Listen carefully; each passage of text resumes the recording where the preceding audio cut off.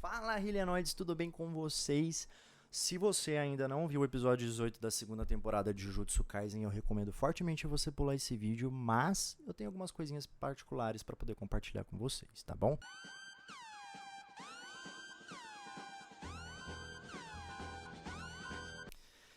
Gege, se eu te pegar, Gege, pelo amor de Deus. Gege, when I catch you, Gege. Gege, when I catch you, Gege. Pois é, finalmente eu criei coragem para falar sobre a morte de Kento Nanami em vídeo, né? E pra ser sincero, eu tinha me esquecido da última vez que eu chorei tanto por conta de um personagem de anime. Talvez com Cyberpunk Edge Runners, mas isso é papo pra outro vídeo, tá? Kento Nanami é um dos personagens com uma construção extremamente controversa pra mim. Além de ser um personagem com quem eu me identifiquei muito, e o desfecho dele me trouxe diversos questionamentos que dialogam principalmente com a negligência da própria vida. Eu vou tentar não entrar muito a fundo em questões existenciais, mas existem diversos pilares na trajetória desse personagem que me motivaram a gravar esse vídeo. Então, se você gostar do tema e da forma como ele foi abordado aqui agora, por favor, não se esqueça de deixar aquela curtidinha aqui no vídeo e também um comentário aqui embaixo para eu saber se vocês estão gostando do formato e se vocês querem mais vídeos, né, desse jeito, tá bom? Então, para começar, quem era Kento Nanami?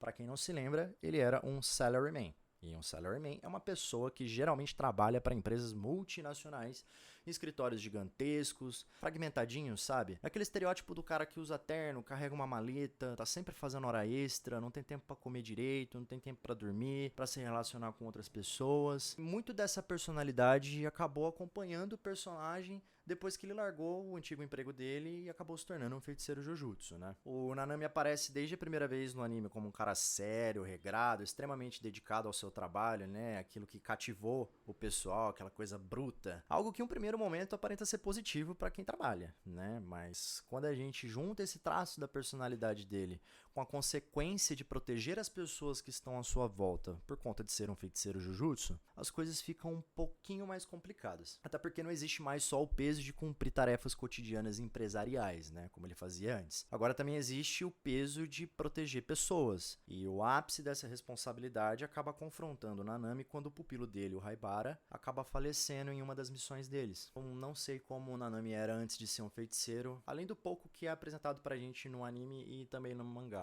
mas o fato dele tentar rejeitar a ideia da própria morte, sabe, pensando no desamparo e nos traumas que as pessoas ao redor dele sofreriam com a sua falta, pra mim isso foi a ponta do iceberg da maior problemática que eu encontrei na trajetória do Nanami. E pra quem acredita na alteridade, na empatia, no cumprimento de um dever social como características que devem reger o comportamento humano, o Nanami provavelmente cumpriu o papel dele com excelência, né? O cara tava de pé lá exercendo o ofício dele até o último segundo da sua vida. Mas eu queria entender o porquê que essa cena aqui me causou um desgosto tão profundo, sabe? Uma dor tão grande no meu coração.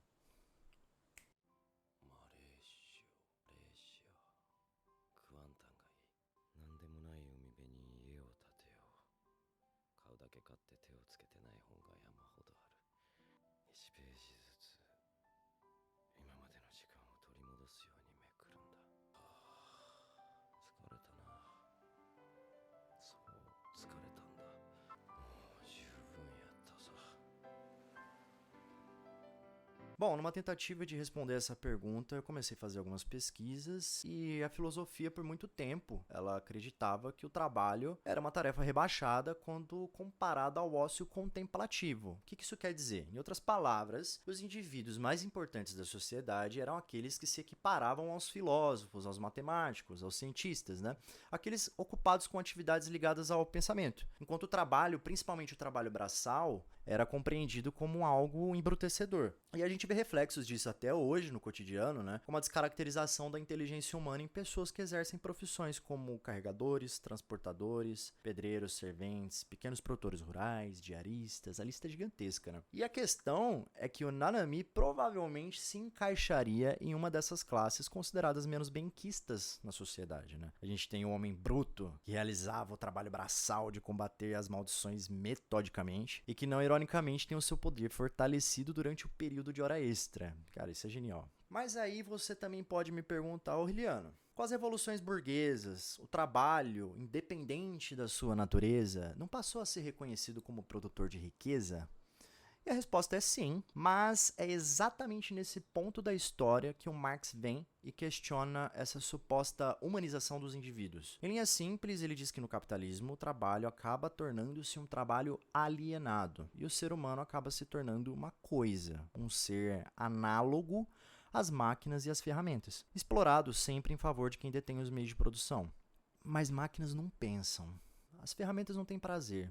Os objetos não possuem vontades e muito menos sonhos. Então, por mais nobre que fosse considerada a função de proteger os seres humanos e as pessoas queridas, o Nanami não era de alguma forma um instrumento na cadeia construída pela escola Jujutsu de feitiçaria? Pensa comigo. Como é que pode um homem com uma função tão nobre estar cansado e ter o sonho simplesmente de comprar uma casa numa praia paradisíaca? Bom, se você se lembrar lá no flashback da história do Gojo no começo dessa temporada, a gente tinha o receptáculo de plasma estelar do Tengen, a Riko, que tinha uma função. A função dela era o quê? Servir a vida dela para que o mestre das barreiras preservasse a sua forma humana, uma espécie de sacrifício. Vocês vão entender mais pra frente no mangá ou no anime, se vocês esperarem, o peso e a complexidade dessa tarefa, tá?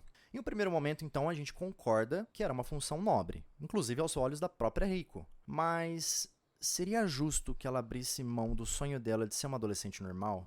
Por que deveria ser um fardo para ela o desejo dela ter amigas, de viver um romance, de voltar para a escola? O Gojo e o Geto, inclusive, questionam isso de uma forma bem dramática na primeira parte dessa temporada. Se vocês lembrarem lá, tem uma cena até que é muito triste, né? Bom, eu confesso que tanto essa história quanto o monólogo do Nanami antes de morrer são questões que me causam muita ansiedade, sabe? E desde muito antes de terem sido mostradas no anime, inclusive. Eu constantemente me pego pensando nos livros que eu nunca li, nos jogos que eu nunca joguei, nos amores que eu nunca vivi, nas viagens que eu nunca fiz, sabe?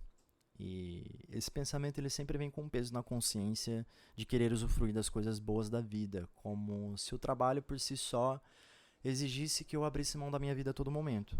Então, quantas vezes você já não pensou que ler um livro, assistir uma série ou jogar um jogo é perda de tempo? Até mesmo durante as férias ou algum feriado. Sempre existe aquele senso de urgência, né? De produtividade, alguma coisa. A gente precisa fazer alguma coisa ali, né? Senão a gente tá jogando nosso tempo fora. Eu acho que talvez pior do que isso é o questionamento de que será que eu só vou descansar do fardo de ser uma ferramenta no dia que eu morrer? Será que eu só nasci para movimentar uma máquina, para ser uma peça de tabuleiro de um jogo onde quem comanda são pessoas privilegiadas? E esse debate é extremamente importante, porque enquanto alguns enxergam o Nanami como alguém que cumpriu o propósito de vida dele, eu só consigo ver uma história absurdamente triste, cara, de alguém que involuntariamente negligenciou a vida dele por conta do trabalho. Então, pra mim, é impossível não relacionar o Nanami com altas cargas de estresse, de esgotamento, de problemas de saúde mental, talvez, com insatisfação, com falta de perspectiva, com sentimentos de solidão, isolamento, sabe? E, cara, se você é um assalariado, você tem carteira assinada, você pega busão, metrô de manhã, chega só de noite em casa, você sabe perfeitamente do que eu tô falando aqui.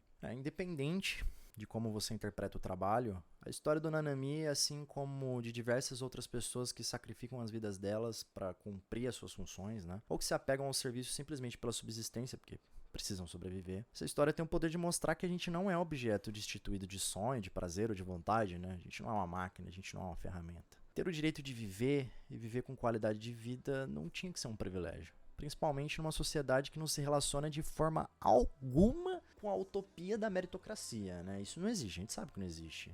O mundo não é igual para todos, a gente não tem todas as perspectivas positivas desde o momento que a gente nasce. Então, em um mundo onde trabalhar para sobreviver é a regra, eu vou deixar esse questionamento para você agora, né? O que será que é preciso para que um dia a gente possa viver sem peso na consciência?